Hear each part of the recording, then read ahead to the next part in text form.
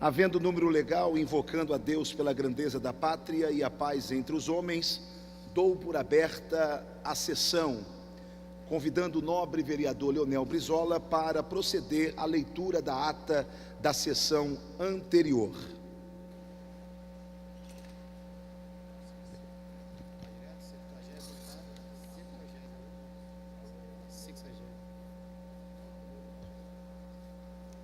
Boa tarde a todos. A ata da 68ª sessão ordinária em 4 de setembro de 2016. 2016? Perdão.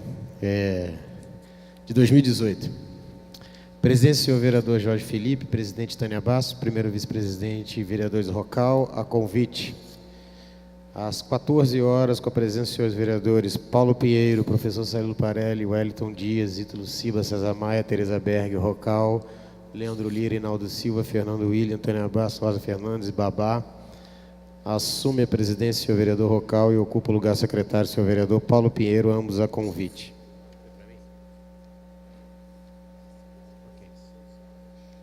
8 minutos, 7 minutos. Encerra-se a sessão às 17 horas e 7 minutos. Assim tá? Obrigado. Aprovada a ata, passa-se ao grande expediente. O primeiro orador inscrito é o senhor vereador Paulo Pinheiro, que dispõe de 10 minutos.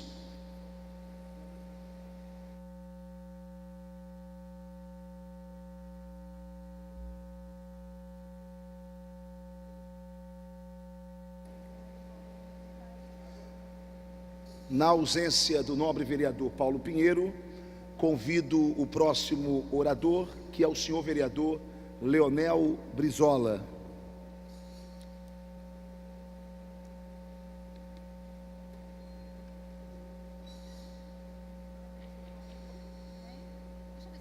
Nobre vereador Leonel Brizola,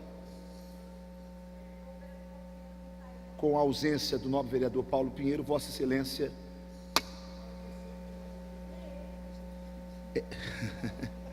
É esse que ocupa a presidência, que era o segundo. Se Vossa Excelência quiser sentar aqui, eu falo.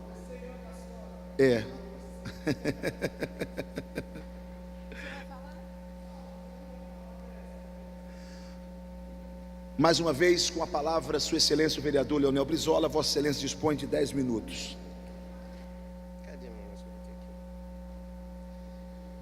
Senhor presidente, senhoras e senhores, venho aqui, na verdade, subir essa tribuna por uma data especial no dia de hoje, comemorar o aniversário do bairro mais antigo da cidade do Rio de Janeiro, a Ilha do Governador, 451 anos. Brizola dizia que a ilha era uma espécie de um coração do Rio de Janeiro, um bairro charmoso, um bairro onde as pessoas se conhecem, onde ilustres já viveram e moraram naquele ilustre bairro e que, infelizmente, abandonado pelas nossas autoridades, principalmente pela prefeitura. Não consta no calendário da cidade o aniversário do bairro hoje. Não consta que a prefeitura vai fazer qualquer ato em comemoração do bairro, reerguer sua história, suas tradições, moradia Dom Pedro, sabe, de tanta questão, diante de uma semana onde tivemos um incêndio criminoso no Museu Nacional. A prefeitura, em vez de dar o exemplo e resgatar a história dos bairros no Rio de Janeiro, cada esquina do Rio de Janeiro, professor Célio, tem uma história viva.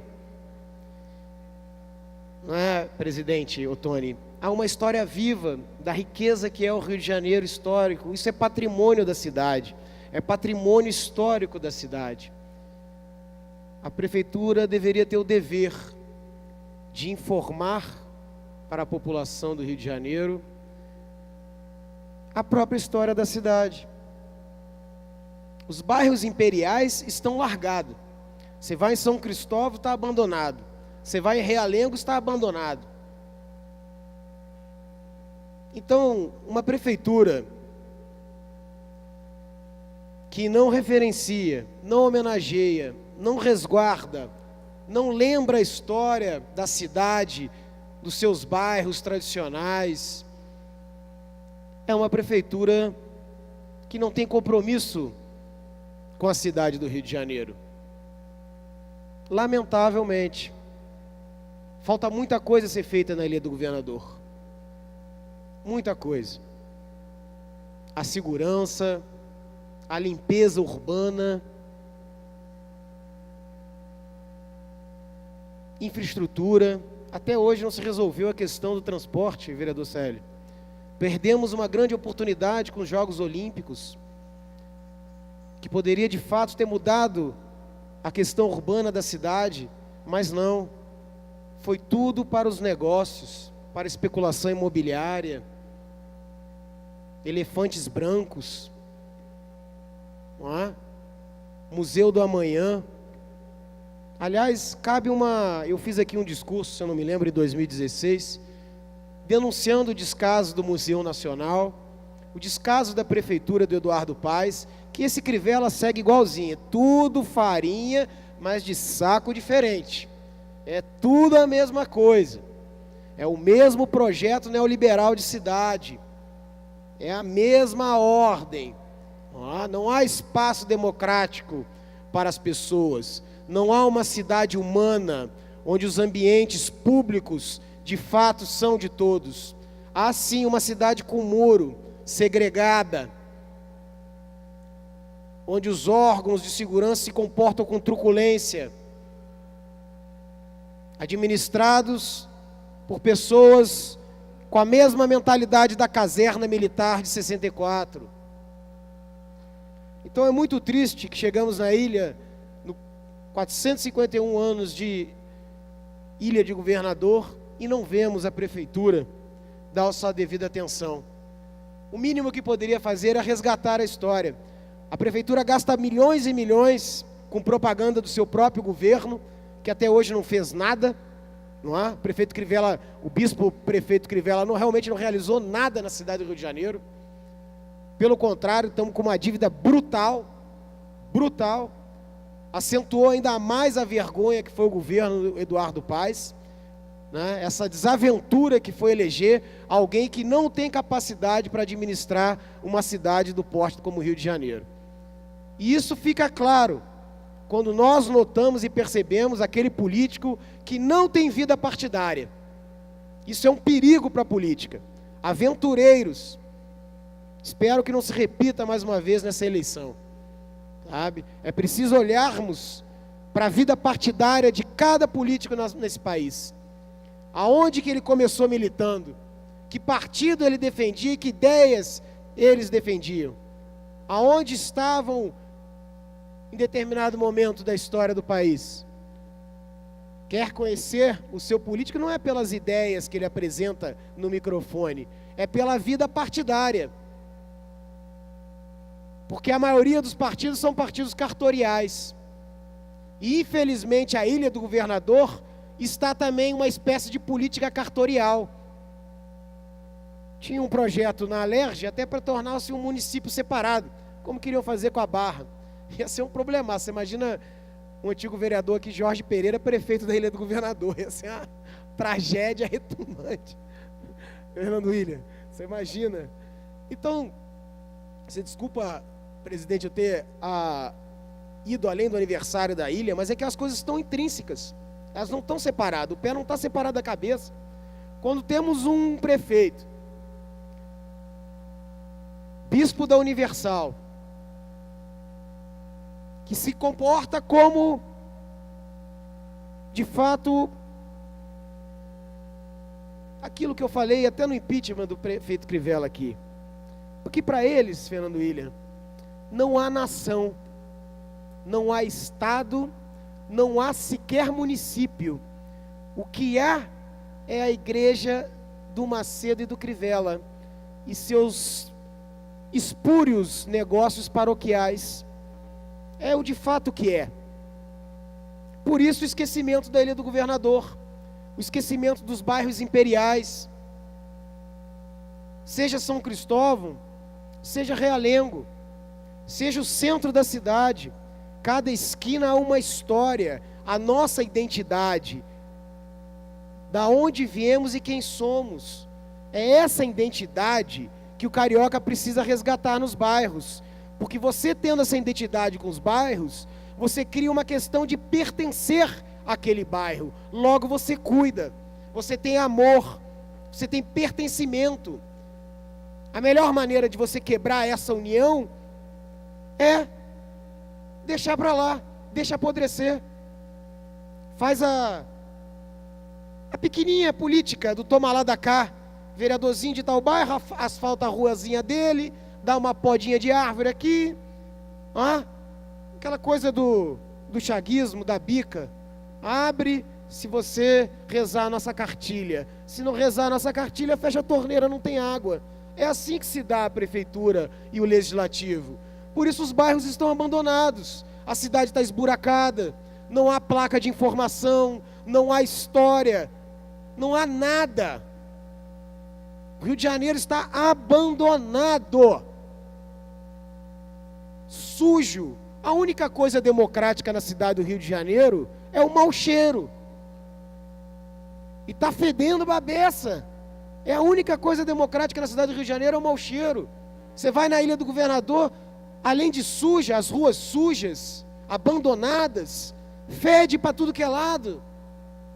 Não há organização simplesmente no trânsito, no ir e vir, no transporte. Não há um diálogo com o Estado para que possa melhorar a vida das pessoas no bairro mais antigo, que hoje completa 451 anos.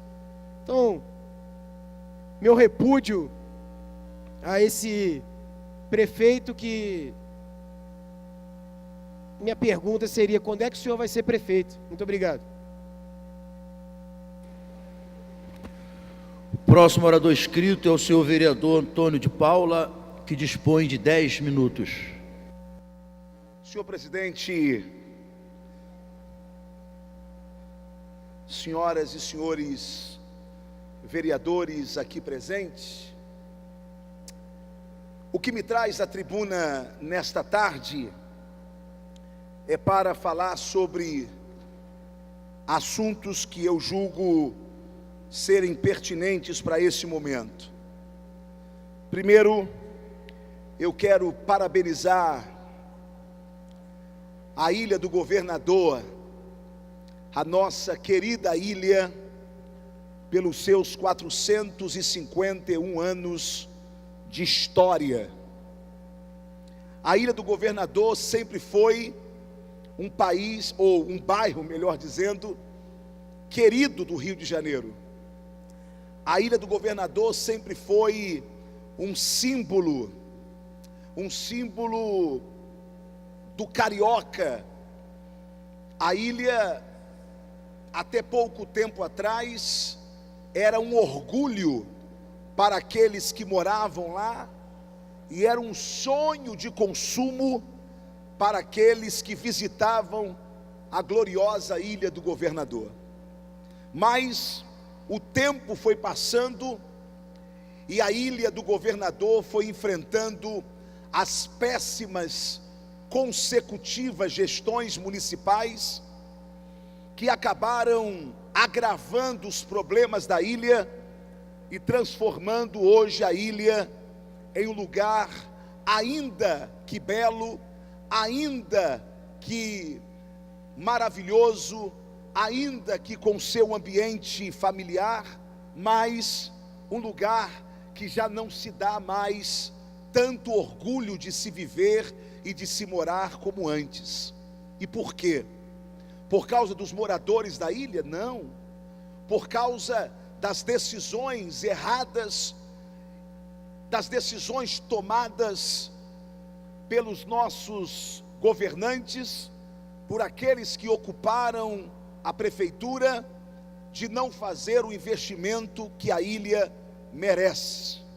Por exemplo, eu, apesar de não morar na ilha, mas tenho muitos amigos na Ilha do Governador. Eu sou da igreja evangélica, me lembro do pastor Eliseu Menezes da ADIG, me lembro do pastor Romualdo, da Assembleia de Deus do Galeão, me lembro da Igreja Apostólica Unidade em Cristo, do apóstolo Jonas.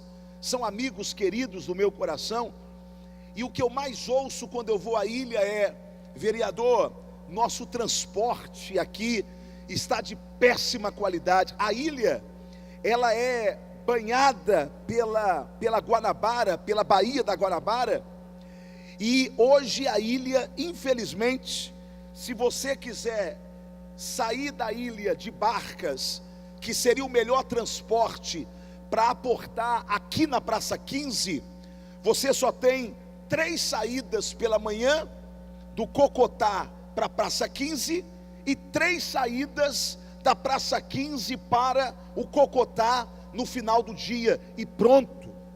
Sem contar a péssima qualidade das barcas que atende aos moradores da Ilha do Governador.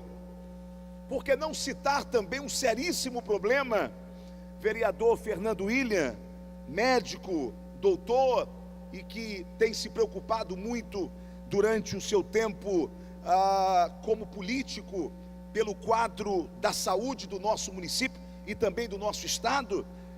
Hoje nós temos um problema terrível na Ilha do Governador, que é o Hospital Municipal Paulino Werneck, que hoje funciona como uma espécie de clínica da família, atendendo apenas a problemas laboratoriais. Um hospital, maternidade daquela envergadura, daquele tamanho, mas que não consegue funcionar plenamente.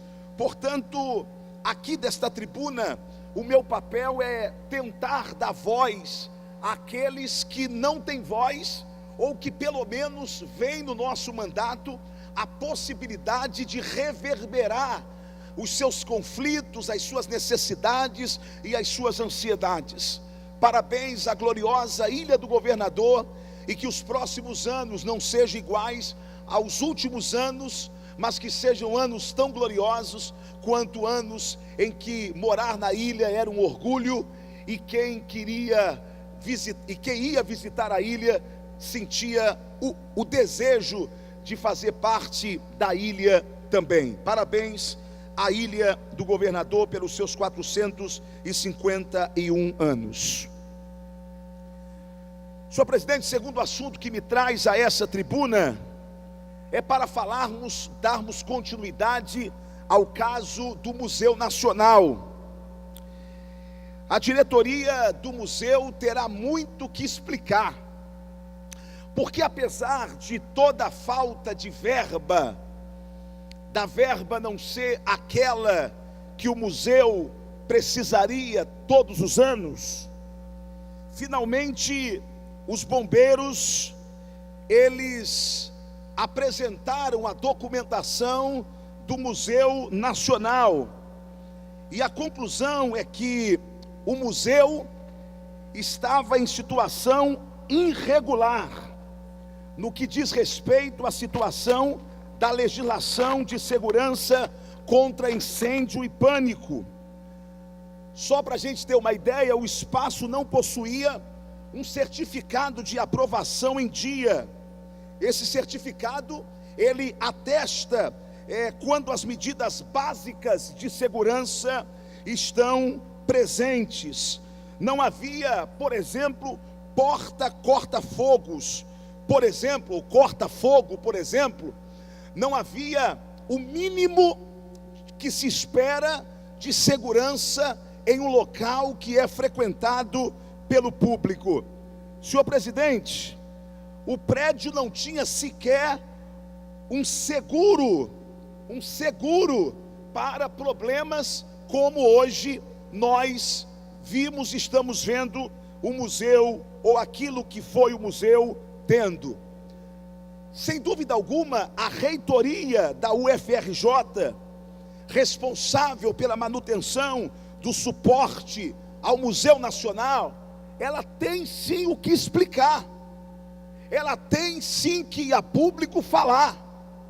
Não adianta fazer o papel ridículo que a Dilma Rousseff fez, de vir a público, tuitar, falar que a culpa é do Temer. Rapaz, agora é tudo culpa do Temer. E olha que eu nunca defendi Temer nessa tribuna. Mas o papel tão ridículo do PT, que faz em não assumir as suas responsabilidades. O que o PT fez pela cultura, pelo Museu Nacional, ao longo desses quase 4 mandatos que eles ocuparam a presidência da República? O que fizeram? A não ser usar o dinheiro da cultura com seus apadrinhados, transformando interesses particulares, dando dinheiro pela lei Rouanet para os seus cupichas, para os seus artistas petistas e de esquerda. Senhor presidente, toda a diretoria do museu é da esquerda. Vamos ver a filiação da turma: Roberto Lé, filiado ao PSOL; vice-reitora Denise Fernandes, filiado ao PSOL; pró-reitor de graduação Eduardo Gonçalves, PCB; pró-reitor de planejamento, desenvolvimento e finanças Roberto Antônio Gabini, PCdoB; a pró-reitora de extensão Maria Melo Malta, PSOL; pró-reitor de pessoal Aguinaldo Fernandes, PSOL. PSOL está mandando lá, mas mandando. Decano Vitor Mário, filiado ao PSOL. Meu irmão, os caras são os paladinos da moralidade. Os caras sobem aqui, esbravejam, apontam dedo para má gestão. Mas quem é que está fazendo a gestão? Quem é que fazia a gestão do museu? Senhor presidente, eu não estou dizendo que sobrava dinheiro, mas para o mínimo, senhor presidente, corta fogo. Senhor presidente, manter documentação em dia. Senhor presidente, não precisa nem de verba para isso, senhor presidente. É documentação, é corpo de bombeiro. Está provado de que o PSOL, de que a esquerda é boa de oposição, mas quando senta na cadeira para fazer gestão, os caras são ruins. O país está como está porque a esquerda fez a gestão desse país há muitos anos, e agora a culpa toda é de Michel Temer. Então eu termino lembrando que venha o PSOL, que venha a reitoria dizer por que não tem documentação do corpo de bombeiro, por que o mínimo de segurança não tinha lá. Agora, por favor, assuma a responsabilidade, porque acusar os outros é tudo que a esquerda sabe fazer nesse país. O próximo orador inscrito é o senhor vereador Fernando William, que dispõe de 10 minutos. Senhor presidente, senhores vereadores, demais cidadãos presentes, boa tarde a todos. Antes de entrar no tema que me traz propriamente a essa tribuna, gostaria de dizer rápidas palavras de homenagens, digamos assim, à Ilha do Governador, pela passagem do seu 400º, 51º ano de existência, de criação. Nós todos sabemos das dificuldades, dos problemas que a ilha vem passando, se avolumando, mas sabemos também que aqueles que moram na ilha têm uma conduta especial, uma conduta bairrista, daqueles que realmente apostam, acreditam, moram e dificilmente saem da ilha. Então, parabenizar os insulanos, esperar que, enfim, esse e outros prefeitos possam atender às necessidades, que são muitas, especialmente na área de saúde daquela população. Muito rapidamente, também falar sobre essa questão do museu, que eu falei ontem, vou voltar a falar hoje. Eu, por ser morador do subúrbio do Rio de Janeiro, onde passei praticamente toda a minha vida, tive a oportunidade de visitar, na minha infância, ainda antes da ditadura militar, o Museu Nacional. Quem teve a oportunidade de aquele tempo visitar o museu, realmente ficava impressionado de como aquilo era importante, de como aquilo funcionava, de como havia respeito, por aquele prédio que tinha um papel histórico de extrema relevância, não só para os cariocas, mas para os brasileiros de um modo geral. Há 40 anos atrás, eu era estudante de medicina e fui fazer uma visita ao Museu Nacional por um motivo que eu nem me lembro exatamente qual. Vivíamos ao tempo, aliás, ao auge da ditadura militar. E o museu já apresentava sinais claros de degradação. É como se o museu deixasse de ter a importância cultural que teve um dia e estivesse sido relevado a um papel secundário, sem importância daqueles que sabem o significado da memória e da história de um povo para a construção do seu futuro. Há 2 anos atrás, eu voltei à Quinta da Boa Vista, fui até o zoológico e na saída passei no Museu Nacional. E realmente fiquei impressionado com a situação em que se encontrava o museu. Havia infiltrações de tal ordem que nasciam árvores nas infiltrações, nas paredes, boa parte dela descascadas, a pintura descascada, em alguns locais sem bolso, enfim. Ao se entrar no museu, o madeirame parecendo que estava sendo comido por traças e cupins. Enfim, era um cenário de abandono total e completo. Ontem eu disse aqui, vou repetir para não me estender nesse tema, que nós estamos discutindo o sexo dos anjos ultimamente, estamos nessa corrida de direita a esquerda, coxinhas e mortandela, para saber quem é que vai resolver os gravíssimos problemas que o país enfrenta, e nós não temos coragem de assumir que todos nós, vereadores, todos aqueles que administraram o museu ao longo, talvez, dos últimos 50 anos, não fizeram nada, absolutamente nada, para preservar a história, preservar o papel, o significado daquele prédio, o significado do que ali continha, como outros países que sabem da importância de preservação da sua memória e de sua história, o fizeram. Então, ao invés de ficarmos culpando uns aos outros, devíamos todos fazer uma brutal autocrítica. Ontem eu escrevi um texto, publiquei no Face, que assim, o fogo que destruiu o museu é como se simbolicamente fosse o fogo que está destruindo a nação brasileira.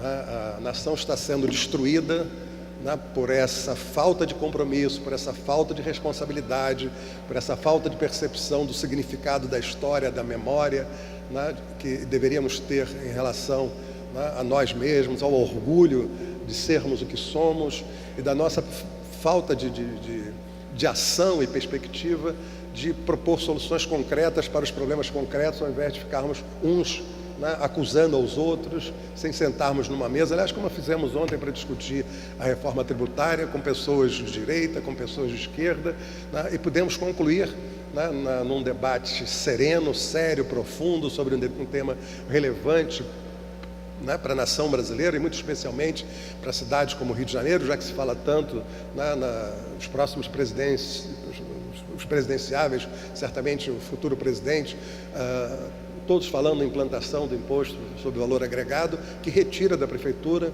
o principal imposto que nós temos, que é o ISS. Enfim, mas a discussão foi interessantíssima, porque quase todos, nesse aspecto, consensuaram.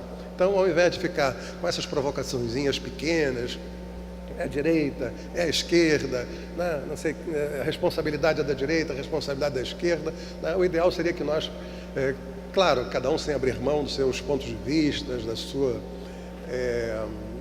formação, da sua origem, da sua forma de enxergar a sociedade, pudéssemos debater com seriedade, né, os problemas do país e tentar enfrentá-lo. Mas assim, o que me trouxe hoje aqui, desculpe, talvez eu me estenda um pouco mais, eu vou começar pedindo desculpa ao presidente da mesa, Hinaldo. Né? O Hinaldo é um vereador da base de apoio ao governo, da base de sustentação do governo, é do partido do prefeito, etc. e tal, mas é um vereador generoso, correto, né? Um vereador que a gente sempre, né, tem a maior cordialidade no relacionamento.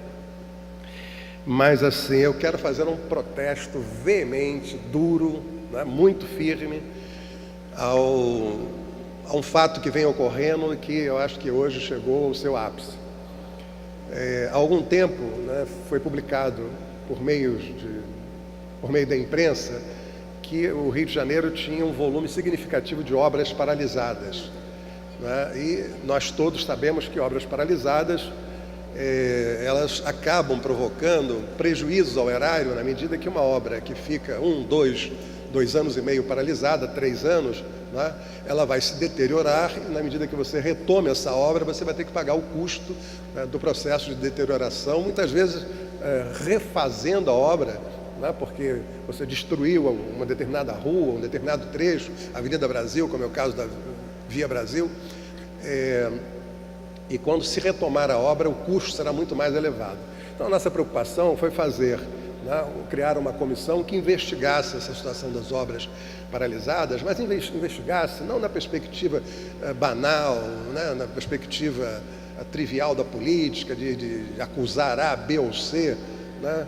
Na verdade, o que se dizia que o volume de obras contratadas era da ordem de 6 bilhões aproximadamente, 4 bilhões foram efetivamente executadas e pagas, e 2 bilhões, 500 milhões da Prefeitura, 1 bilhão e meio de outras fontes, BNDES, Caixa Econômica, estavam paralisadas, e nós gostaríamos de saber por que estavam paralisadas, de que maneira a própria Câmara de Vereadores poderia contribuir para que isso se resolvesse, na medida que a gente sabe que a Prefeitura passa por dificuldades financeiras, não tão graves esse ano como foram no ano passado, e que seria natural se esperar atraso, interrupção, solução de continuidade em alguma dessas obras.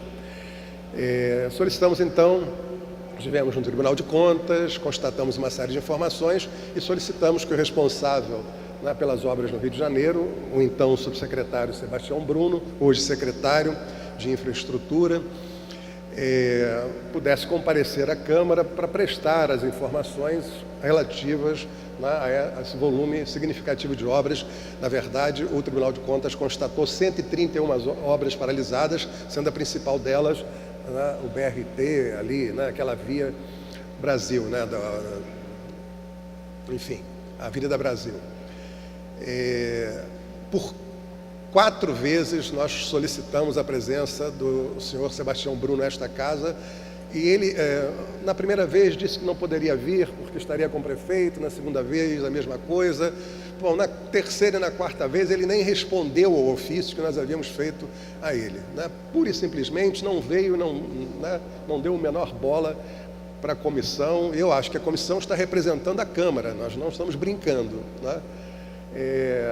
Então fizemos um PDL, mas antes de dar entrada ao PDL, para que não ficasse parecendo uma confrontação com o governo, trazer, né, o secretário aqui à base, né, de uma decisão da Câmara de Vereadores, com base num decreto legislativo, nós conversamos com o líder do governo, vereador Jairinho, e o vereador Jairinho pediu que nós não dessemos entrada no PDL, até pelo menos que ele conversasse, enfim, com o prefeito, conversasse com Messina, né, que é o chefe de gabinete do prefeito, e com o próprio Sebastião Bruno, no sentido de fazê-los entender que seria importante a presença do Sebastião Bruno nesta casa. O Sebastião Bruno, segundo informações do líder do governo, Dr. Jairinho, disse que nós marcássemos data e hora que ele não se furtaria a estar presente, compareceria de acordo com a nossa solicitação. Bom, diante dessa informação, já pela 6ª vez, nós não demos entrada no PDL, já tínhamos as assinaturas da comissão para fazê-lo, e combinamos, através de ofício, inclusive, que se o senhor Sebastião Bruno estivesse presente hoje às 13h30. Lá estivemos e, mais uma vez, o senhor Sebastião Bruno não compareceu e não deu nenhuma informação, né, justificando a sua ausência. Diante desse fato, eu passei um pouco do tempo, mas peço que, por favor, me dê um pouquinho mais de compreensão. Eu considero extremamente lamentável, né, o acontecimento. Na verdade, o comportamento do senhor Sebastião Bruno é um desrespeito, não com a comissão que é constituída para avaliação das obras inacabadas. É um desrespeito, né, ao poder legislativo como um todo. Nós não estamos brincando. Uma das nossas principais atribuições, né, é exatamente de acompanhar, fiscalizar e dar sugestões para os problemas que são identificados a nível da Prefeitura. Então, essa é uma das nossas 3 principais tarefas e atribuições. E mais, é um desrespeito à população da cidade do Rio de Janeiro, porque esse volume de obras, né, quem passa pela cidade, especialmente pela Avenida Brasil, sabe o nível de transtorno que está trazendo à população. Né? Quem mora, por exemplo, em Deodoro, quem mora em Realengo, leva 2 horas para chegar ao centro da cidade, no mínimo, né, durante a manhã. Eu, há poucos dias, saí daqui às 6 horas, né, para uma reunião em Realengo. Né, cheguei em Realengo às 9 horas da noite, levei 3 horas para chegar em Realengo. E no caminho, né, encontrei acidentes de carro tipicamente provocados pela falta de iluminação, por aqueles quebra-gelos colocados de forma inadequada, enfim, pela irresponsabilidade com que aquela obra foi iniciada e não foi concluída. Então, eu quero dizer aqui o seguinte: nós apresentamos, né, o projeto de decreto legislativo. Espero que todos os vereadores, né, votem, né, favoravelmente, para que o secretário seja obrigado, né, a comparecer a esta casa. E mais, não é? Vou levantar junto à Procuradoria da Câmara de Vereadores a possibilidade de ingressar com uma ação, né, com base na Lei Federal número 12.527 de 2011, que é a Lei de Acesso à Informação, que estabelece que é uma obrigatoriedade do Poder Executivo prestar informações à sociedade e, muito especialmente, aos órgãos de controle, né, como é o caso da Câmara de Vereadores e o Tribunal de Contas do município do Rio de Janeiro. Né? Dependendo, né, das informações dadas pela Procuradoria, a ideia é ingressar com uma ação junto ao Ministério Público do Estado do Rio de Janeiro, né, para que as informações que lamentavelmente não foram trazidas a esta casa por desconsideração, eu espero que seja do secretário, né, vou estar colocando na conta do secretário, mas se for uma orientação do prefeito, eu quero lembrar, para depois não dizer que há golpismo, para não se dizer que a Câmara está atropelando e tomando atitudes que, né, que o descumprimento dessa legislação, da lei, né, que obriga o poder público a dar as informações à sociedade, aos órgãos de controle, prevê, entre outras coisas, né, o tratamento, né, do responsável, no caso da Prefeitura, né, como estar cometendo crime de responsabilidade, crime de improbidade administrativa. E mais, hoje, né, ao ler o relatório do Tribunal de Contas que nos foi encaminhado, a gente vê que pelo menos 49 obras foram iniciadas neste governo, sem a conclusão das obras iniciadas no governo passado, o que fere frontalmente o artigo 45 da Lei de Responsabilidade Fiscal e implica, né, também na possibilidade de nós caracterizarmos, não é, essa iniciativa, esse erro, esta falha, né, como um crime de improbidade que leva, inclusive, mais que a multa, a cassação de mandato do prefeito. Então, não é essa a intenção. Eu acho que o prefeito foi eleito por mais de 1.700.000 pessoas, é preciso respeitar o voto dessa população, mas não podemos também permitir que continue, né, essa prática de desrespeitar, né, cotidianamente o poder legislativo. Ou nós nos fazemos ser respeitados, ou nós vamos continuar sendo tratados, né, como, enfim, uma Câmara que não tem nenhum poder, não tem nenhum significado, é uma Câmara que não se faz respeitar, né? É isso, lamento ter que dizer isto aqui, especialmente na presidência do vereador Rinaldo, que tem sido um bom colega, mas, né, vamos tomar essas providências. Obrigado. Próximo orador inscrito é o senhor vereador Leonel Brizola, que dispõe de 10 minutos.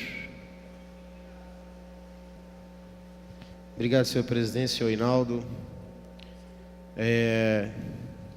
Bom, na verdade eu vim aqui estava atentamente escutando a fala do vereador Ottoni. Eu acho que ele fez alguma confusão em algumas questões. Eu gostaria de que a gente pudesse debatê-las.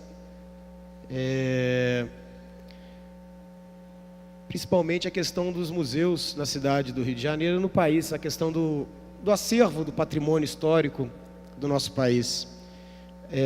Deixa eu ver por onde eu posso começar. Bom, o que houve de fato, a gente poderia fazer um histórico breve, né, da onde que a gente chegou nesse ponto.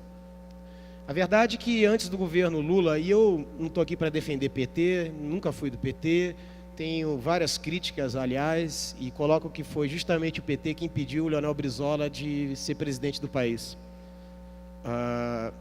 Mas reconheço os avanços, que você ganha $70 como salário mínimo e passa a ganhar $350 como salário mínimo. Meu irmão, isso é uma mudança.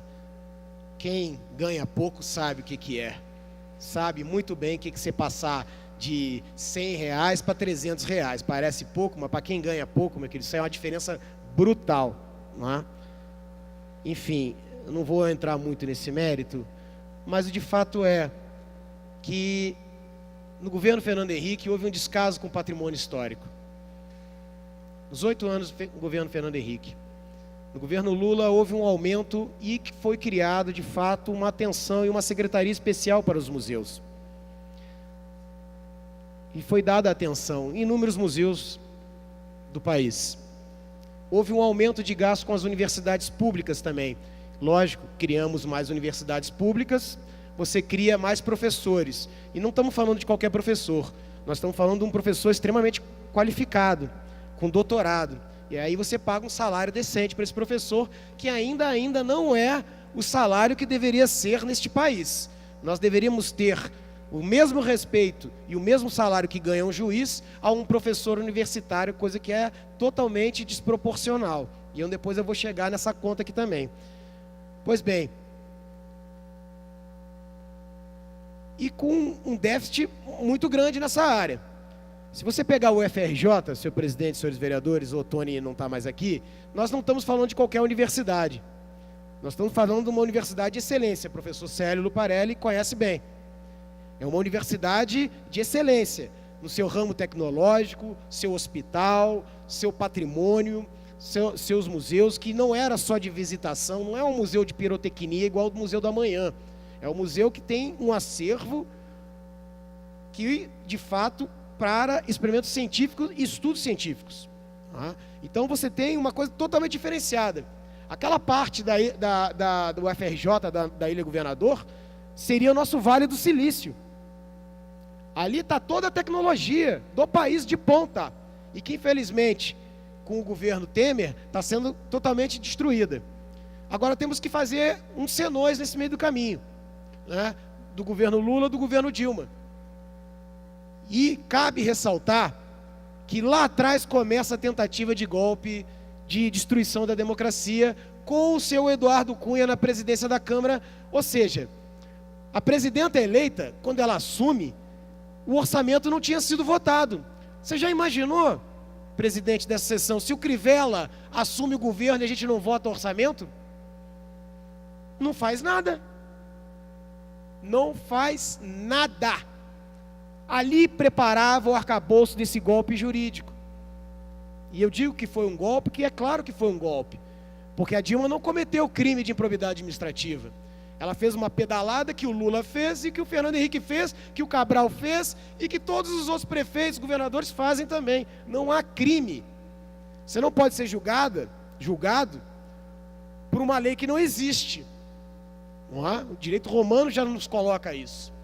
Não existe isso. Pois bem, tanto que ela é candidata a senadora e está em primeiro lugar nas pesquisas de Minas Gerais. Por isso que eu digo que foi um golpe para botar esse charlatão do Temer. E aí, entre trancos e barrancos, aumenta-se o gasto com as universidades, mas o gasto com o pessoal. Só que ele não acompanha esse gasto justamente dessa parte importantíssima do patrimônio, do acervo. Há erros também, há erros. Coloco assim, na minha opinião, modesta opinião, que há erros de reitores. Erros de não prever, dizer, olha, não tem capacidade de funcionar, fecha. Fecha. Agora há erros maiores do governador e do prefeito dessa cidade. E aí vamos fazer uma comparação. Museu do Amanhã, construído com dinheiro público, 200 milhões, custa quase 5 milhões por mês. Museu Arte em Rio, aliás, o Museu do Amanhã foi construído com dinheiro do meio ambiente, do Fundo do Meio Ambiente Estadual, e com dinheiro da Prefeitura também. O Museu Arte em Rio, 40 milhões da Secretaria Municipal de Educação, quando a Cláudia Costinha era secretária, via SEDURP. Quer dizer, tirou dinheiro da educação, passou para a privatização do Porto Maravilha, que entregou para a Rede Globo. O ingresso do Museu da Manhã é R$30. O Museu Nacional era 8. E o segundo domingo de cada mês era gratuito. O Museu da Manhã não tem acervo. O Arte Rio tem uma parcela, são mais exposições. A única fixa é a exposição das novelas da TV Globo, que todo estudante é obrigado a passar por lá. E pasmem, se o seu professor acompanhar a turma, ele não pode falar, quem fala são os monitores da Rede Globo, do museu. Mas vamos tratar disso. E aí percebemos uma grita, aqui como o Ottoni fez, culpando os partidos de esquerda por administrações. Olha que salada mista, Ottoni, você se equivocou. Por que eu digo isso? Vamos prestar bem a história. Foi uma pena ter queimado aquele museu, porque ali havia a história científica, diferente dos que é contado por aqui, não é? Ali era a comprovação que o homem não veio de Eva e Adão. Não nasceu essa história, não é? Nem foi a maçã, não é? Respeitando a religiosidade de cada um. Mas ali era o único espaço que o menino do subúrbio, que não tem dinheiro, possa se aprimorar nessa educação. A evolução da espécie, coleção de Darwin, embora alguns queiram matar Darwin, inclusive na educação. Então ali você tinha uma coisa científica muito mais profunda. É uma tragédia para todos os campos do nosso país. E é muito doloroso alguém querer colocar de fato a culpa num reitor de uma universidade. Tamanha dramaticidade que são as universidades públicas. Aí vamos lá. Na cidade do Rio de Janeiro, Ottoni colocou a questão dos bombeiros. O relatório do Tribunal de Contas do município apontou mais de 100 escolas não têm licenciamento para bombeiro, podem pegar fogo. E aqui, os vereadores do Crivella não questionam a prefeitura. A própria prefeitura não tem. Tem porta-corta-fogo, mas não tem todas as garantias do bombeiro. Se nós investigarmos todas as repartições públicas da prefeitura, nós vamos encontrar o mesmo problema. Ainda há uma questão maior, como nós temos nessa casa. Ninguém pode furar um prego aqui. Não pode furar. Nossa internet é uma porcaria, por quê? Porque nós não podemos criar um sistema de tecnologia alta, além de ser caríssimo, porque o patrimônio não deixa furar qualquer parede. Assim é o Museu Nacional também. Há uma especificidade, não é qualquer palavra, assim, não é uma coisa tão fácil, tão simples assim. Claro que há um cuidado maior, que esta não foi observado por todos os campos responsáveis por essa parte, incluindo prefeitura, governador, presidente e reitores. Então,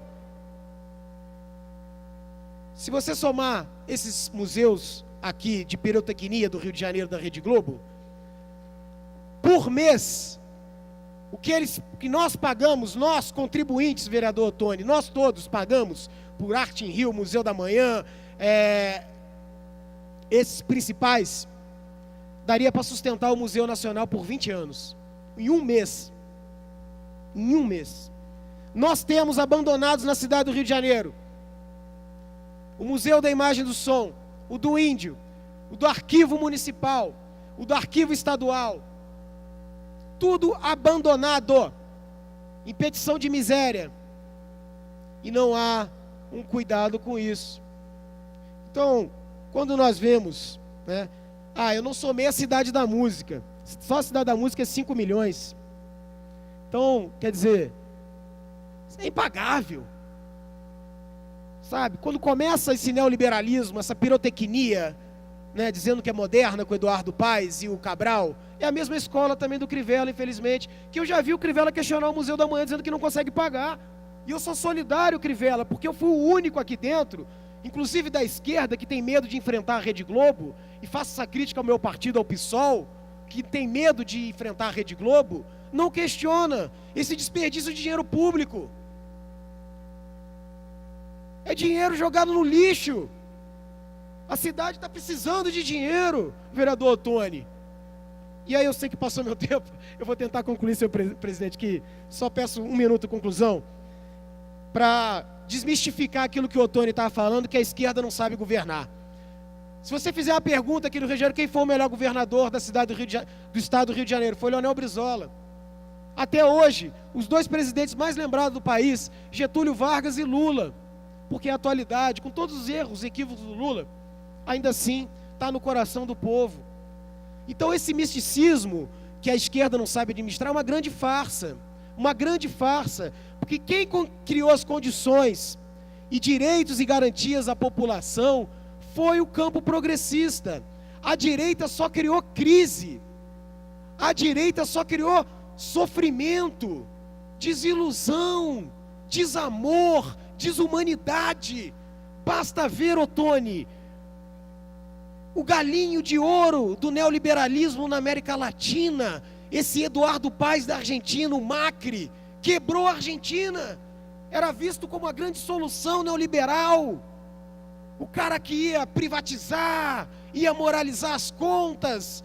Olha a Argentina, não é Venezuela, os supermercados estão sendo saqueados, 60% de juros, 30% de inflação, o dólar foi mais de 30 pesos, o cara cortou o Ministério do Trabalho e o Ministério da Saúde.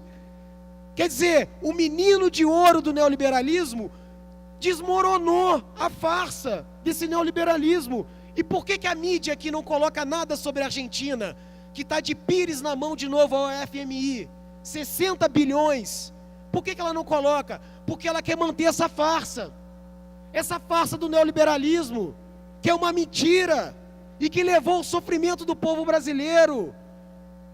Nós não conseguimos nem dar vacina de sarampo e poliomielite, mortalidade infantil, 60 mil mulheres estupradas por ano no Brasil, Ottoni, vereador Ottoni, me desculpe. Esse é o drama do neoliberalismo. E aqui ainda vejo, equivocadamente, pelo amor de Deus, defender um Estado mínimo. Estão querendo te enganar, estão enganando vocês, companheiros. Isso é uma farsa. Isso vai pegar vocês, cada um, porque esse sistema só protege os banqueiros. Como é que está em crise se os bancos faturaram 40 bilhões? Da onde que saiu esse dinheiro? Da árvore? Quer dizer, do povo brasileiro. 40 bilhões, 5 bancos lucraram com isso, presidente. Tem dinheiro, é o dinheiro que não está indo para a saúde, para a escola, para o professor. Então, Ottoni, só fazendo essa acréscimo, desculpa ter passado o tempo, senhor presidente, e muito obrigado pela sua gentileza, a sua educação, a gente é de campo oposto, mas não deixo de elogiar a maneira educada com que o senhor se relaciona com seus pares aqui. Nós estamos no legislativo, eu acho que é assim que deve ser, a cordialidade, né, mesmo em campos opostos, que a gente se oponha só ao campo das ideias. Então, meu muito obrigado, mais uma vez, Ottoni, dizer que você tem um equívoco na sua fala. Você pode questionar a esquerda, você pode questionar. E outra coisa, se os reitores das universidades são filiados a partidos do campo progressista, isso é o direito de cada um. A Constituição nos dá e a democracia nos dá, você pode se filiar a qualquer um. Isso cabe a cada um que se identifique. Eu acho que a gente tem que resgatar os partidos políticos e que cada partido político pensa e como age cada partido político. Tem um grande problema no nosso país, mas eu acho que nós precisamos dar uma linha, acabou aqui, e fazer uma nova discussão desse país. Uma nova discussão, sabe? Mas com um único norte, concluindo, senhor presidente, que esse modelo econômico que está aí, ele não serve ao povo brasileiro. Muito obrigado. Muito obrigado, senhor vereador. Próximo vereador inscrito é o senhor vereador Antônio de Paula, que dispõe de 10 minutos. Antes de mais nada, senhor presidente, saudar a memória de Leonel de Moura Brizola, por quem nós temos um carinho pela sua memória e pela sua história. Mas é impossível comparar o que foi a esquerda de Leonel Brizola com essa fragmentação do que é a esquerda de hoje. Não há como comparar, não é? Era outro nível, era outro debate. Muito bem. Senhor presidente, antes da minha fala, eu quero saudar o Pedro Dias, nilopolitano, sangue puro, lá do Ministério Cristo em Nós. Obrigado, seja bem-vindo a esta casa. E o Ari da Copa, que é um amigo nosso, empresário lá da cidade Mendes, interior do Rio de Janeiro. Senhor presidente, alguns assuntos me trazem aqui a esta tribuna, e eu quero tentar aproveitá-lo, ou aproveitar bem o tempo. As declarações do coronel Luiz Cláudio Laviano, comandante da Polícia Militar do Estado do Rio de Janeiro, trouxe uma preocupação, não para mim, mas trouxe uma preocupação para os bandidos e para quem gosta de defender bandido. E por que, senhor presidente? Porque logo após o enterro do último alvejado pelo crime, o sargento do BOPE Carlos Lúcio Nepel de Araújo, de 41 anos, o comandante coronel Luiz Cláudio Laviano deu a seguinte declaração: os marginais que optarem por agredir a força policial, nós não vamos admitir. A ferramenta do policial é arma de fogo, e ele tem que usar. O resultado quem buscou foi o marginal. Senhor presidente, como nós, enquanto sociedade de bem, estávamos esperando um coronel da Polícia Militar fazer uma declaração dessa: a arma do policial é a arma de fogo, e qualquer um que tentar se levantar contra a polícia será implacável. Senhor presidente, a despeito de nós termos policiais corruptos, a despeito de nós termos corrupção em alto escalão da Polícia Militar, a despeito de tudo isso, não vamos fechar os olhos para os problemas da Polícia Militar. Agora, o que não dá é, por conta dos problemas que existem internos na Polícia Militar, por conta de corrupção. Mas corrupção por corrupção tem aqui dentro. Corrupção por corrupção tem até na igreja. Qualquer lugar tem. Basta estar lá o ser humano. Agora, você ficar do lado do criminoso, você ficar contra a polícia, você falar que a polícia nunca matou tanto, mas ela mata quem? Se é o inocente, que o policial pague pela sua inabilidade no uso do armamento. Agora, se é bandido, nós, enquanto sociedade, deveríamos dizer: Deus, muito obrigado por essa desativação desse CPF. Acabou. Não, mas o senhor, enquanto homem religioso, enquanto pastor, não poderia pensar: por que não? O apóstolo Paulo diz, sabe o que? Romanos capítulo 13: não queres temer a autoridade, faça o bem, e terás louvor dela. Agora, se você pratica o mal, tema a autoridade, porque não é desnecessariamente que ela traz a espada. Espada é o que, senhor presidente? Espada é para fazer cafuné, carinho no rosto? Não, espada corta, espada mata. Portanto, eu não estou propondo aqui sair matando marginais, pelo amor de Deus, leva para a cadeia. Aí a Universal vai lá, a Assembleia de Deus vai lá, nós vamos lá, pregamos a palavra para ele se converte, ele muda de vida. Agora, ele tem que saber que ele corre um risco. Qual o risco? Se ele atirar no policial, a polícia vai ser implacável, e não vai ser tirinho na perna, tirinho no ombro, não, é atirar para tirar o policial do risco que ele está correndo contra aquele meliante.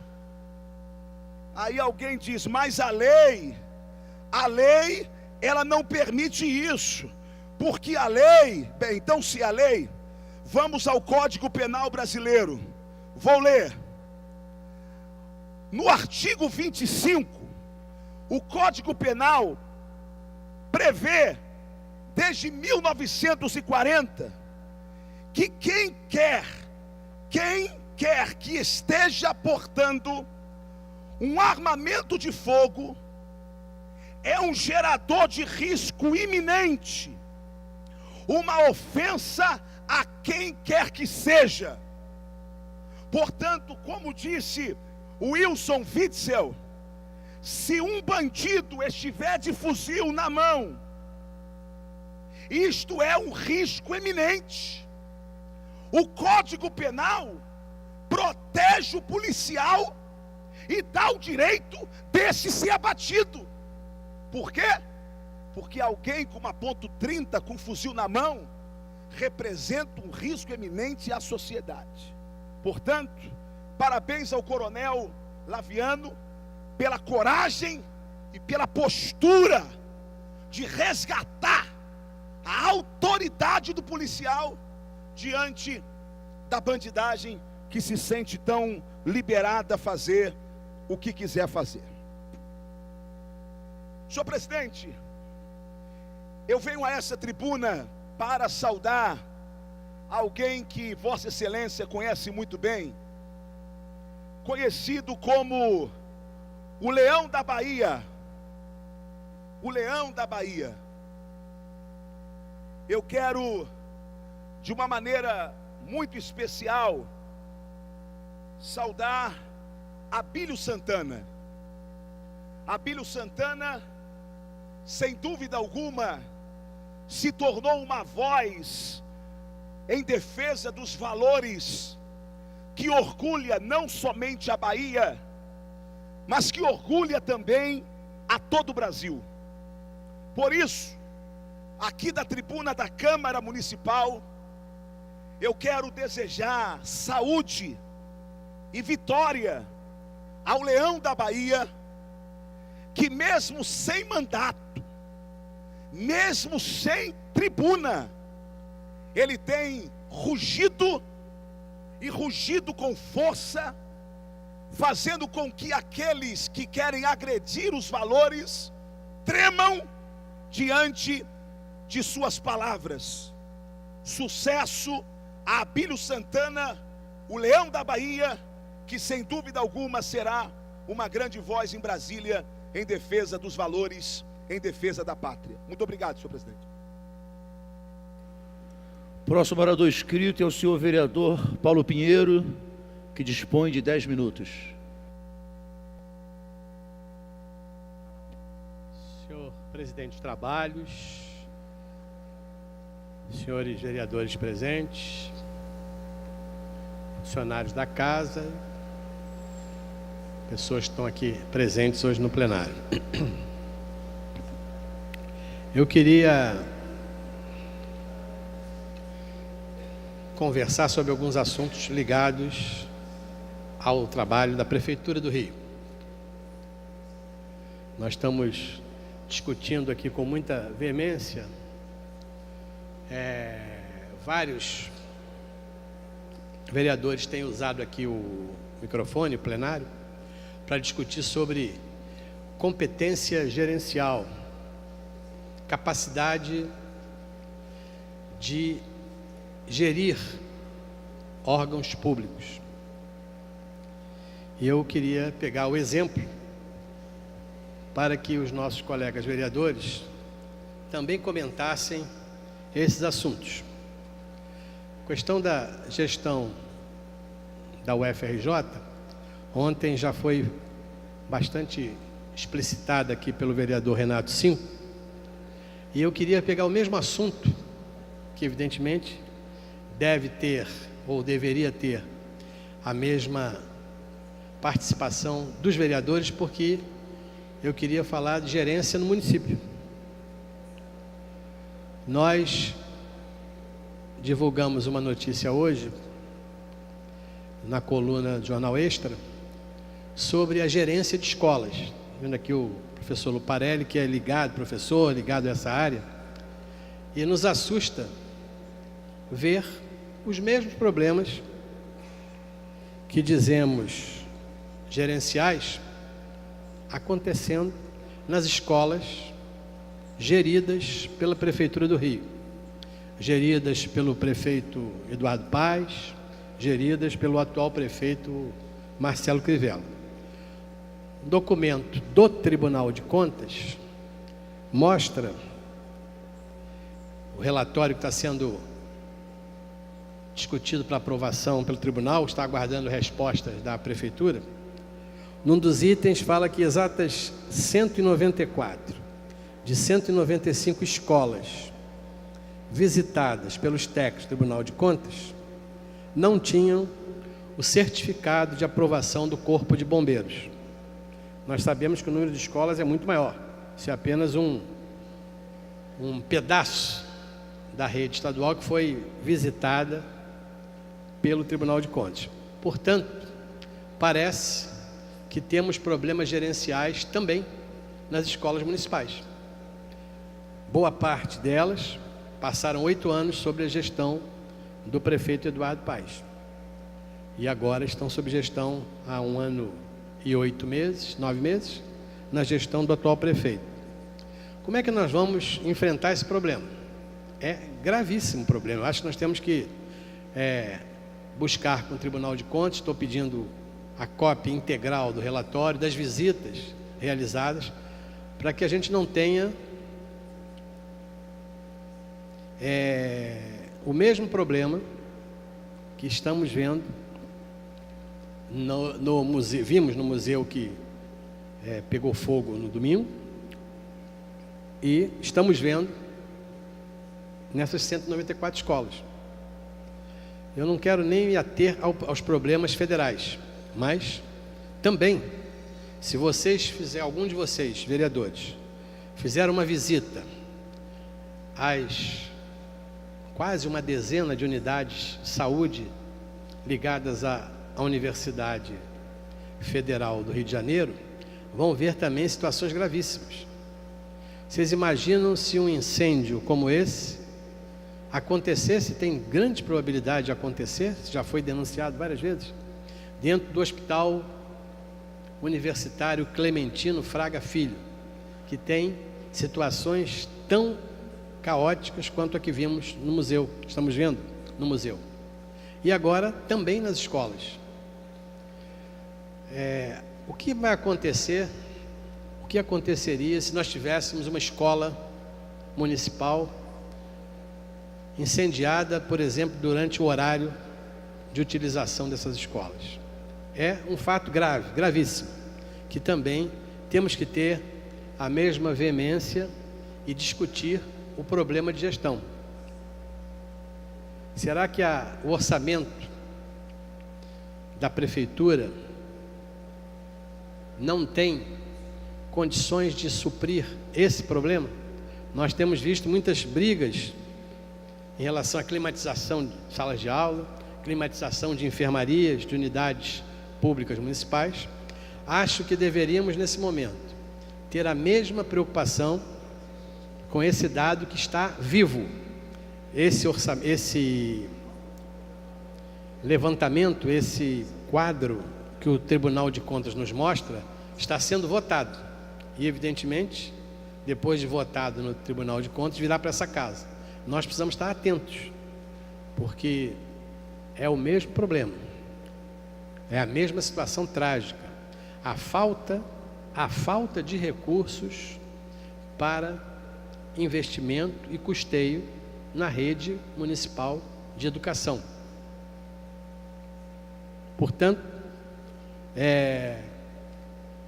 eu queria que os nossos vereadores pensassem também na gestão, que nós temos uma responsabilidade maior ainda, que é a gestão municipal, que temos a responsabilidade de fiscalizar e de propor soluções. Teremos uma belíssima oportunidade ainda esse ano, quando da votação do orçamento para 2019, de discutir e analisar esse quadro na rede municipal de ensino. A denúncia está feita e agora temos que partir, depois da denúncia feita pelo Tribunal de Contas, temos que partir para soluções. Cobrar da Secretaria de Educação o que está acontecendo. Qual o problema que está acontecendo na Prefeitura do Rio em relação ao orçamento? Lamentavelmente, nós teríamos hoje uma boa oportunidade, no horário da manhã, de ter essas informações. Foram convidados para um debate, para uma discussão na Comissão de Saúde da Câmara e na Comissão de Finanças da Câmara. O tema era a crise no orçamento e o futuro da saúde municipal do Rio de Janeiro. Lamentavelmente, o secretário de Fazenda não compareceu. Mandou um documento para casa, explicando que haveria, no mesmo horário, uma reunião com o prefeito da cidade e que ele não poderia estar presente.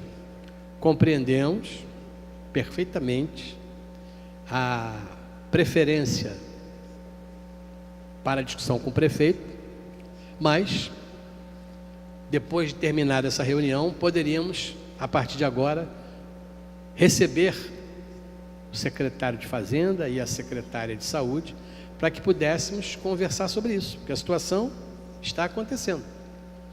A crise financeira está com completa modernidade nesse assunto. Hoje, nós temos uma rede de saúde com centenas de problemas, baseados, segundo a Prefeitura alega, na escassez de recursos, pela falta de arrecadação. Na última semana, o secretário de Fazenda esteve aqui. Naquele dia ele era obrigado a vir constitucionalmente, que era a prestação de contas do primeiro quadrimestre de 2018. Ele esteve aqui e falou com todas as palavras que não teremos recursos que esperávamos. O orçamento votado por essa casa, de 30 bilhões de reais, não será arrecadado este ano, segundo disse aqui o secretário de Fazenda.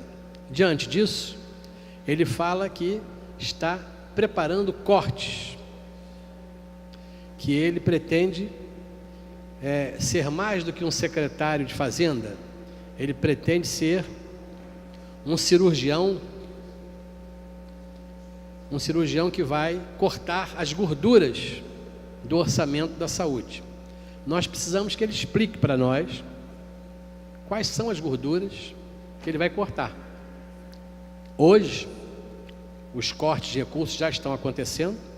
O prefeito já tirou da saúde, esse ano, 612 milhões de reais, que estão fazendo falta. Tanto estão que há atrasos no pagamento de fornecedores para a rede de saúde da administração direta e também para a rede de saúde da administração terceirizada. A rede de saúde que hoje é gerenciada por OS. 52% da rede de saúde tem gestão terceirizada.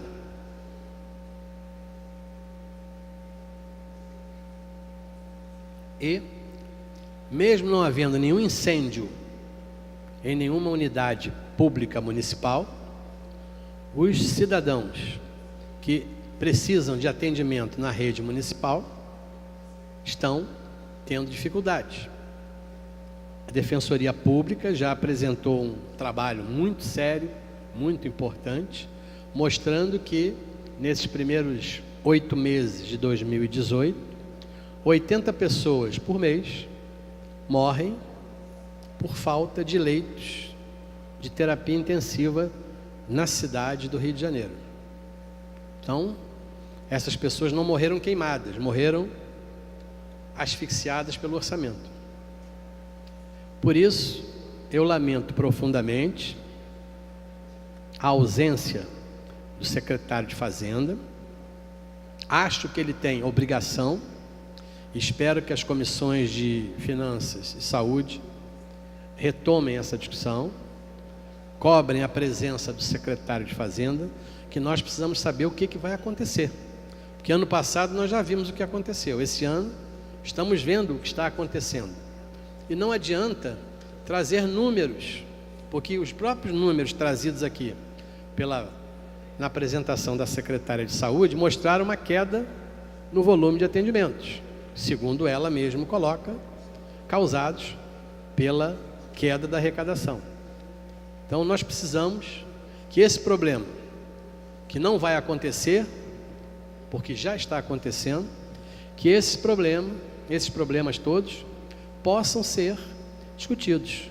É obrigação do Poder Executivo explicar como é que nós vamos viver na rede pública de saúde municipal os meses de setembro, outubro, novembro e dezembro.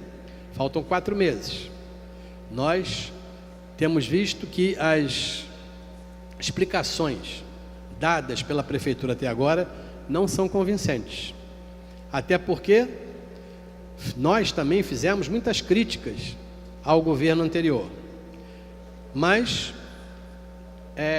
no governo anterior, o último ano do governo anterior, o orçamento da saúde foi todo cumprido.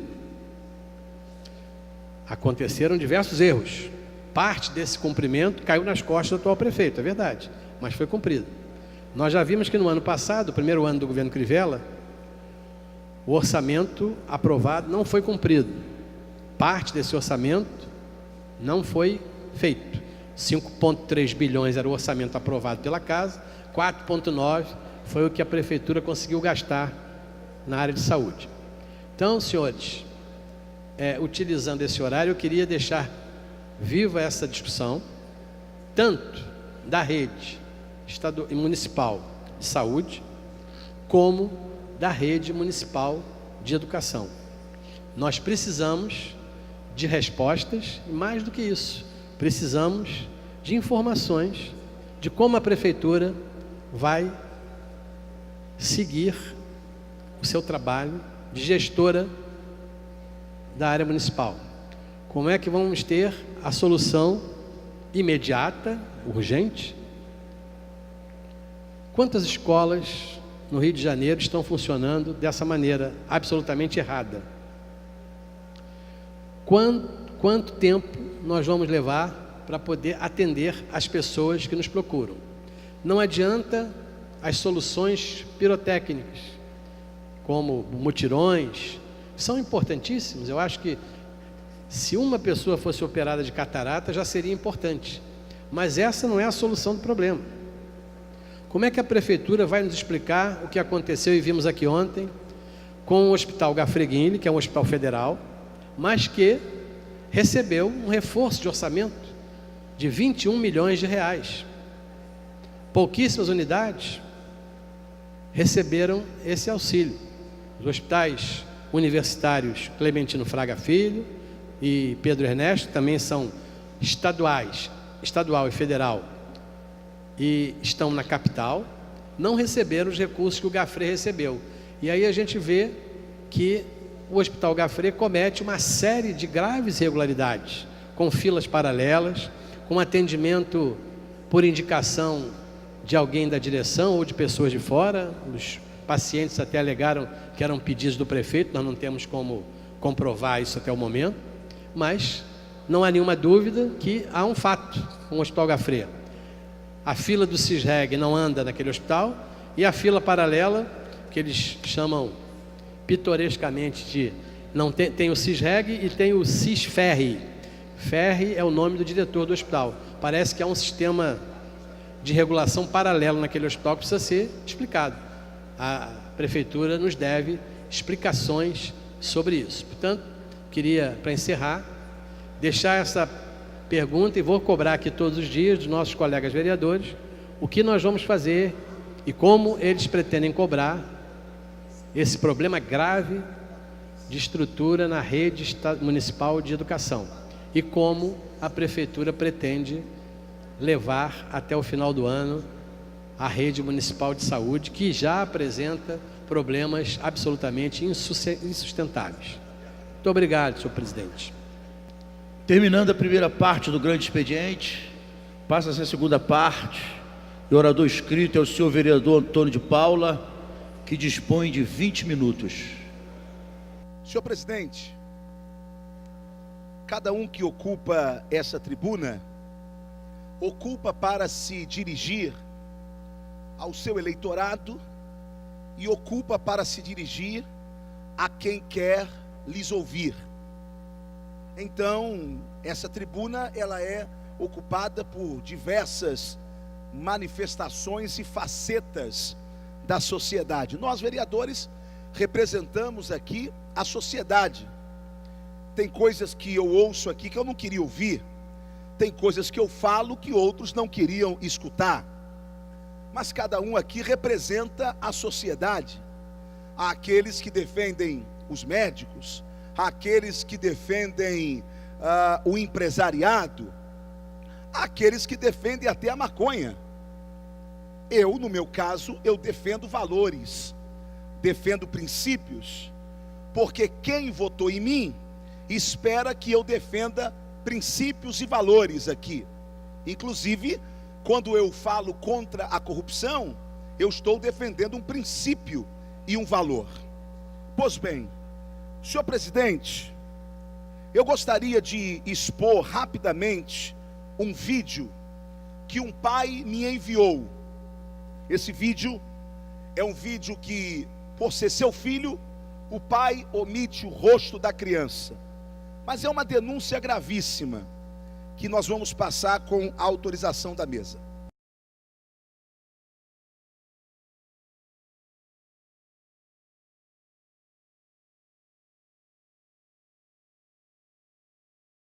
Vereador Ítalo Ciba, vereador Felipe Michel, vereadores que aqui estão, professor Célio Luparelli, que dedicou grande parte da sua vida como mestre, como ensinador. Vossa Excelência nunca deve ter visto isso na sua trajetória de vida. Vossa Excelência, que presidiu e ainda preside aqui a comissão da criança nesta casa, deve estar chocado com o que nós estamos vendo. Esse tipo de denúncia está lotando a rede social. Como que uma professora reúne crianças de 4 e 5 anos para dizer, não tem nada a ver, menino pode usar saia, menino pode usar brinco, menino pode usar roupinha de menina. Eu não chamo isso de professor, porque eu vou estar ofendendo o Célio Luparelli, vereador. Eu vou estar ofendendo os professores desse país. Eu chamo isso de vagabundo. Alguém que pega uma criança, um anjo desse, para doutriná-lo e ensiná-lo a ser gay. Eu não tenho nada contra o homossexual, minha gente. A pessoa, depois que cresce, ela decide o que vai fazer da vida dela. O menino pode dizer: mamãe, eu gosto de beijar menino, não tem problema, é ele, a vida dele. Deus deu a cada um livre-arbítrio. O homossexual deve ser respeitado. Agora, o que eu não respeito é esta doutrinação maligna, maléfica, satânica que esses caras querem fazer com as nossas crianças. E tem mais: essa turma já aparelhou o poder público. O Ministério da Educação, Ciba, vereador Ciba, está todo tomado desses canalhas. Quer ver? O último livro de sociologia do Ministério da Educação, ano 2018, 2019 e 2020. Já tem alguma coisa errada, professor Célio Luparelli, porque já na capa tem a bandeira do movimento LGBT. O capítulo 23 do livro tem o seguinte tema: cada um sabe a dor e a delícia de ser o que é, debatendo a diversidade sexual. Professor Célio, se aqui falasse que tem que respeitar o homossexual, eu ia fazer, sabe o quê? Se aqui fala que não deve discriminar um colega porque ele é gay, isso é respeito. Mas o que eles fazem aqui é doutrinação. Deixa eu ler. Página 361. O jeito de agir e de se relacionar de homens e mulheres não é natural. Ou seja, Felipe, vereador Felipe, você gostar de mulher não é natural. Vou continuar lendo, hein? Meu Deus, me dá graça que eu estou com ódio aqui. Não vem programado pela genética. Então é programado por quê, seus vagabundos? Hein? Se homem não é homem, se homem gosta de mulher, se isso não é genética, é o quê? Hã? Aí eles respondem: está aqui. Mas é fruto de uma norma social que estabelece modelos de masculinidade e feminilidade a serem seguidos. Ou seja, o menino só é menino, professor Célio Luparelli, porque a sociedade impôs isso a ele.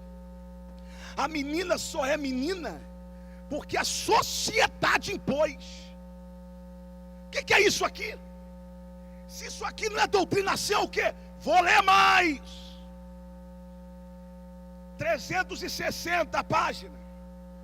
Essas transformações têm sido acompanhadas também, ou seja, transformação de menino para menina, de menina para menino, tem sido acompanhada de muita reação conservadora.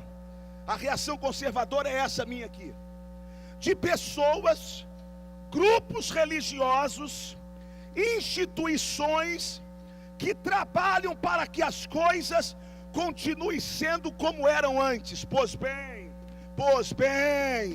o que eles falaram aqui está certo. Nós, conservadores, independente de partido, estamos sim trabalhando para que as coisas se tornem como eram antes. Onde aluno respeitava professor em sala de aula, aonde se ensinava a criança a amar e a respeitar a bandeira nacional. Nós estudamos em uma escola pública que tinha uma matéria chamada Educação Moral e Cívica, OSPB. E sabe o que o professor ensinava em sala de aula? Quando chega uma pessoa mais velha no transporte público, a criança levanta para dar lugar ao adulto.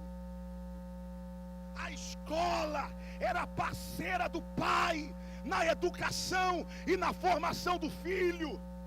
Hoje, esses vagabundos tomaram a nossa escola. Não é mais PT que está no governo, não. Quem está no governo é o PMDB. E como que sai um livro desse, de doutrinação para as nossas crianças? Sabe por quê, senhoras e senhores? Porque agora eles não pertencem a partidos. Eles tomaram a máquina pública.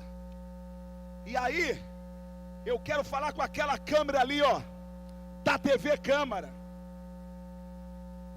Se esse país não tomar um choque de ordem nesses próximos 4 anos, nós seremos atropelados. Se preparem para perder seus filhos. Se preparem para perder seus netos. Perder para quem? Para eles. Eles quem? A esquerda vagabunda que toma conta desse país. Quero dizer para as pessoas de bem: os terroristas estão se mobilizando. O movimento LGBT já está mobilizado. Cada um na sociedade se mobiliza. Eu quero conclamar aos cristãos. Eu quero dessa tribuna conclamar católicos, evangélicos, espíritas cristãos. Vamos nos levantar contra essa corja. Se eu tivesse um filho gay, eu ia respeitá-lo, eu ia amá-lo, porque não vai deixar de ser meu filho, porque é gay. Não vai deixar. Agora, o que eu não vou tolerar é que professora, numa escola que eu pago, ou não pago, porque qualquer escola é paga, até a pública é paga com os meus impostos, use o tempo que nem eu tenho com meu filho para dizer que ele pode usar saia, para dizer que ele pode usar roupinha de garota.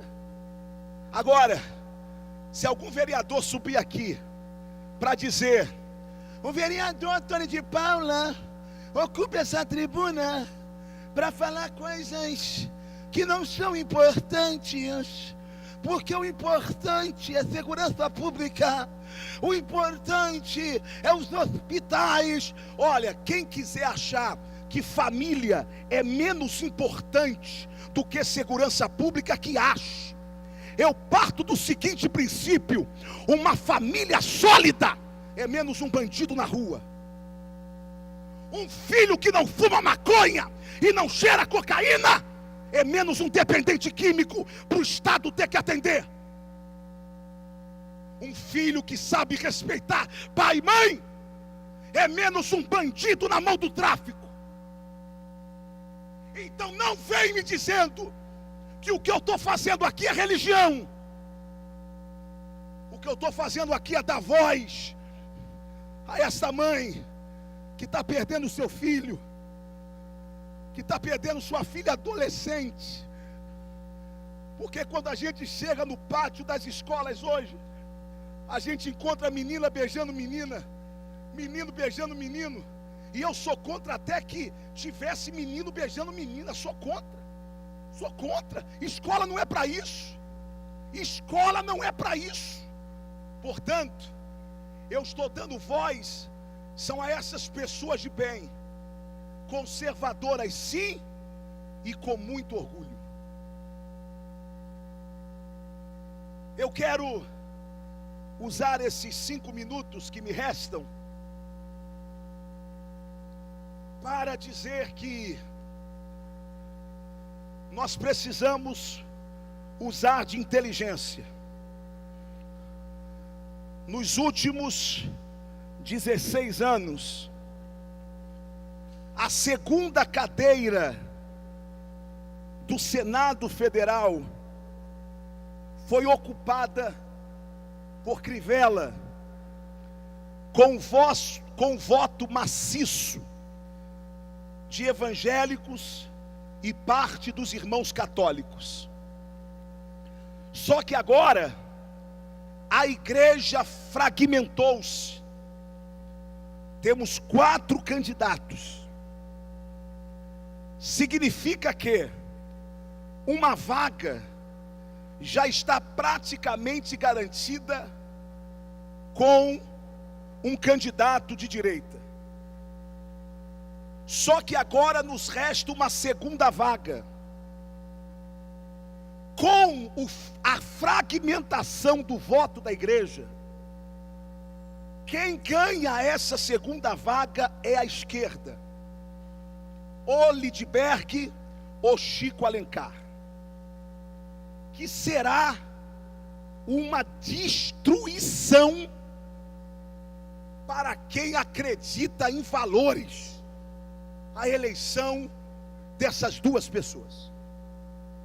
Portanto, numa guerra, você não toma decisão baseada em gosto, baseada na emoção. Numa guerra, Ítalo Ciba, você que é um policial, um eterno policial militar, e que já fez muito carinho em vagabundo, neste momento, a nossa inclinação deve ser de inteligência. Portanto, eu quero dessa tribuna dizer aos eleitores que me acompanham da TV Câmara ou das redes sociais: quando eu subo esta tribuna para manifestar o meu apoio irrestrito ao vereador César Maia, e ninguém pode me tutelar desse direito, eu faço não por causa de acordos políticos espúrios. César Maia não representa tudo aquilo que eu amo na política. César Maia não é aquilo que eu chamaria de a glória da política. Mas hoje é o que nós temos. Se nós não lançarmos mão da candidatura de César, para nós tomarmos essa segunda vaga, então vai ficar muito difícil. Sabe por que quando eu falo, a esquerda treme, a turma grita?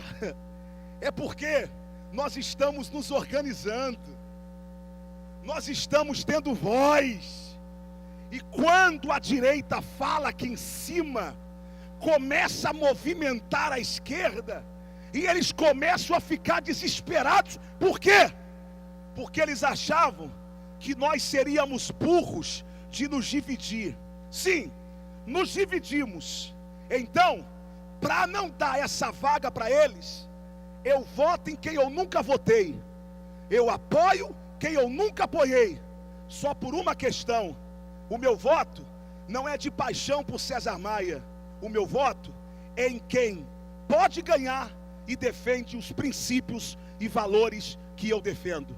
Eu estou votando em princípios, eu estou votando contra o aborto, eu estou votando contra a ideologia de gênero, eu estou votando em quem defende a família, eu estou votando em quem tem compromisso com aquilo que eu tenho compromisso. Sucesso a todos os candidatos, mas que vençam aqueles que valorizam a família.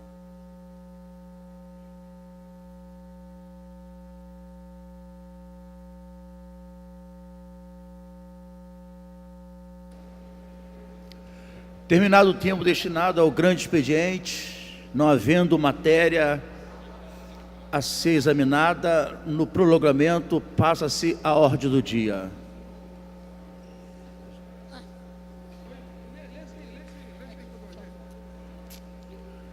Encontre-se à disposição dos senhores vereadores para consulta a redação final dos seguintes projetos.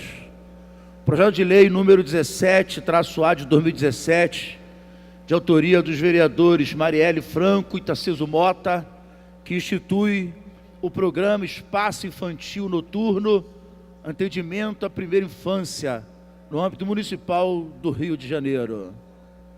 Projeto de lei número 417-A/2017, de autoria da vereadora Marielle Franco, que cria campanha permanente de conscientização e enfrentamento ao assédio e violência sexual no município do Rio de Janeiro. Projeto de lei número 853-A de 2018, de autoria do Poder Executivo, que altera o artigo 3º da lei número 5.623, de 1º de outubro de 2013, revoga o inciso 2 e 3 do primeiro do mês dispositivo e da outras providências. Caso não sofram emendas de redação, serão consideradas aprovadas e irão autógrafos no termo do artigo 249, parágrafo 1º do regime interno.